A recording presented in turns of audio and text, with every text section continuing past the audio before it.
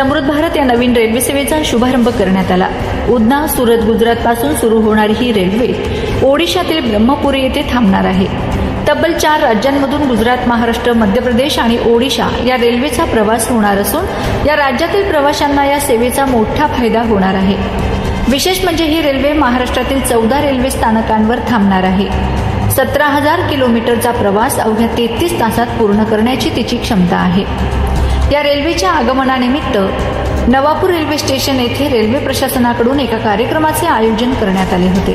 स्थानिक आमदार शिरीष नाईक यांच्या हस्ते दीप प्रज्वलन करून कार्यक्रमाची सुरुवात करण्यात आली। रेल्वे प्रशासनाचे मुंबई सेंट्रल रेल्वेचे अधिकारी हर्षित धूपद, राधेश्याम मीना, नवापूर रेल्वे स्टेशनचे स्टेशन मास्टर JP मीना यांच्या हस्ते अतिथींचा शॉल श्रीफळ देऊन सत्कार करण्यात आला। दुपारी 2 वाजण्याच्या सुमारास समृद्ध भारत एक्सप्रेस रेल्वे स्थानकावर आली असता आमदार शिरीष नाईक यांच्या हस्ते चालकांचा सत्कार करण्यात आला। त्यानंतर त्यांनी हिरवा झेंडा दाखवून या रेल्वेला पुढील प्रवासासाठी मार्गस्थ केले।